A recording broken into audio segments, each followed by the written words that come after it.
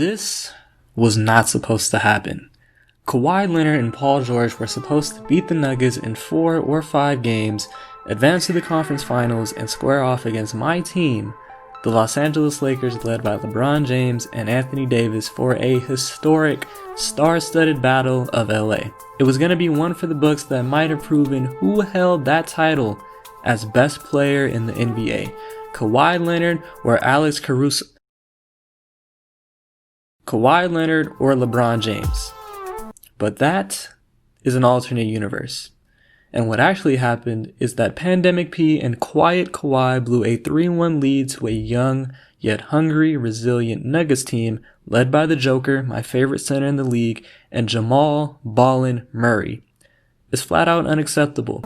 A team with arguably 2 top 10 players in the league, at least coming into the season. I think PG might have fallen out of that tier as of now. 2 Sixth Man of the Year candidates and now 2 Sixth Man of the Year winners. Experienced, battle-tested veterans and one of the top coaching staffs in the league with 2 championship-winning coaches.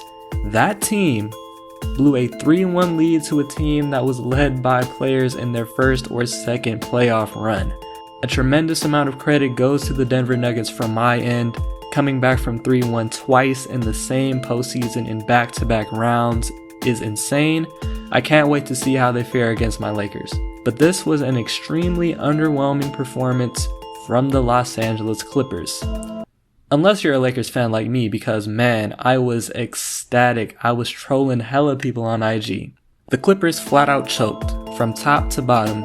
PG and Kawhi both had multiple games where they shot horrifically from the field.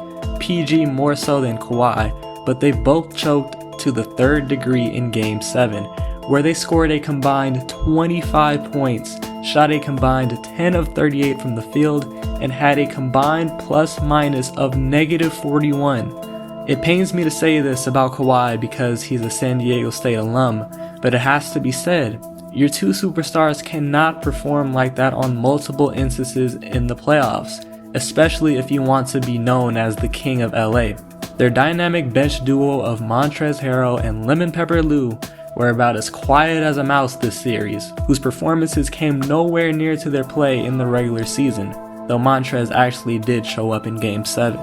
Pat Bev was running around fouling people as per usual, though he also did show up in Game 7. And Doc Rivers cannot dodge any blame either, not only blowing a 3-1 lead in general, but being up by double digits, up by 20 points on some occasions, going into the 4th quarter in multiple games of this series and not being able to keep your team motivated, focused on closing out the game, closing out the series, and flat out not respecting your opponent.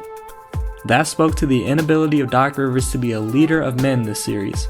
Not to mention that this is his 2nd time as a Clippers coach, blowing a 3-1 lead to potentially go to the Western Conference Finals. Now the Clippers Conference Finals drought continues. I can speak X's and O's all day, and I can talk about how the Clippers fucking choked in Game 7, because trolling the Clippers is one of my all-time favorite pastimes. But that's not what this video is about.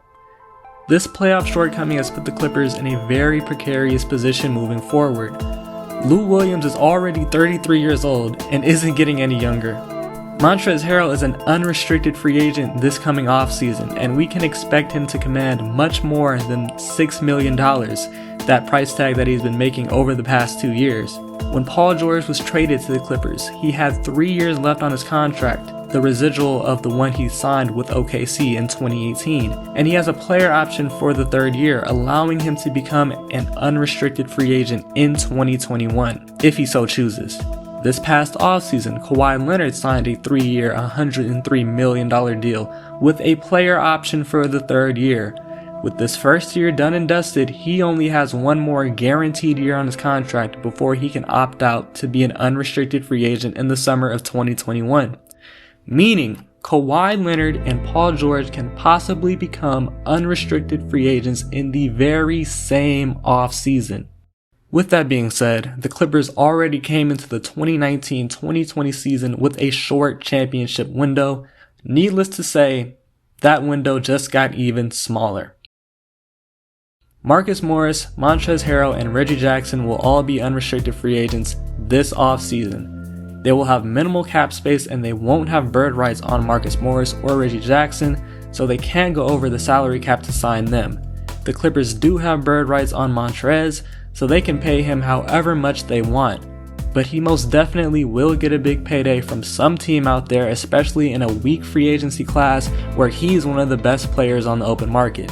It just comes down to how much the Clippers want Harrell. Yet, I'm not sure if the Clippers would want to beat a hypothetical $18 million per year offer sheet from the Charlotte Hornets. And with PG and Kawhi potentially becoming free agents in 2021, the Clippers might want to save their money, or as much of it as possible, for when that time comes. Like I've said before, Kawhi and PG can hit unrestricted free agency in 2021, and even though I said Lou Williams isn't getting any younger, apparently he gets better with age given that he's had his best statistical seasons in his 30s. So I think it's worth mentioning that he too will be an unrestricted free agent in the 2021 offseason. That's a definite as well because he doesn't have a player option for the following season. To briefly talk about one of the major holes on this Clippers team, they don't have a player that can easily set the table and create open looks for the rest of the team. If you look at all the teams in the conference finals, they all have at least one player that can do so. In the West, the Lakers have LeBron and Rajon Rondo. The Nuggets have Nikola Jokic, Jamal Murray, and Monte Morris off the bench. Out East, the Heat have Jimmy Butler and Bam Adebayo. The Celtics have Kemba Walker and Marcus Smart. Even Jason Tatum has really improved as a passer in the playoffs, and if Gordon Hayward comes back, that is another player who thrives as a playmaker. Even though Kawhi greatly improved as a passer for this Clippers team this year, he only did so out of necessity. In Toronto last year, he played with multiple players that could be table setters in Kyle Lowry and Fred VanVleet. Kawhi wasn't tasked with creating shots for others. That personnel led the Raps to a title and netted Kawhi his second Finals MVP. Passing simply isn't a skill that comes naturally for Kawhi. The same can be said about PG. And the 2 point guards on the team, Lou Will and Patrick Beverley, aren't particularly great passers from the point either. I think Doc Rivers, Jerry West, and company realized this hole, however, it's not one that can easily be filled. Pause. If the Clippers decide to keep their current nucleus intact, they will not have much salary flexibility moving forward, so it's not like they can just add that great playmaker in free agency. And if let's say that playmaker became available on the trade market next season, the Clippers would have no ammo to go out and make a trade for that player because they gave up 4 first-round picks for Paul George. Nope, never mind. They actually gave up 5 first-round picks and Shai Gilgeous-Alexander. 5 first and Shai Gilgeous-Alexander for Pandemic P. They actually changed his nickname to Pandemic P on Basketball Reference. I'm done. That's foul. And they don't have much intriguing young talent on the team that an opposing team would want to build around. The only prospects they have that an opposing team may want are Ivica Zubac and Landry Shamet. Zubac is a solid young starting center. I really like his game, don't get me wrong. But in the league that is getting more and more skilled and mobile at the center position, I don't think Zubac holds that much value. He doesn't really space the floor, he can score in the low post against a mismatch but isn't a go-to option. He isn't very quick, doesn't provide much switchability, and isn't a great defender in space. Landry Shamet has shown that he's a pretty good young shooter capable of doing some things off the dribble, yet he didn't really do much to improve his value in the playoffs, especially in the Nuggets series where he shot 22.2% from 3. For this Clippers team, the time to win a championship was now. This was the best version of this team that we will see. It's going to be hard to bring back Marcus Morris, there's no guarantee that Montrez will come back, and Lou Williams may finally fall out of his prime. And if the Clippers disappoint again next season and aren't able to even make the NBA Finals, PG and Kawhi may see the writing on the wall and conclude that they just cannot win together. Hell, they may conclude that the Clippers are simply cursed as a franchise and that they can't win in the red and blue. In that case, a doomsday scenario arises, where in the 2021 offseason, both Kawhi Leonard and Paul George hit free agency and decide to leave the Los Angeles Clippers for brighter pastures after 2 very short, very disappointing years. The Clippers would be devoid of star power and devoid of draft picks for the foreseeable future. They would fall back into NBA purgatory. in typical LA Clippers fashion.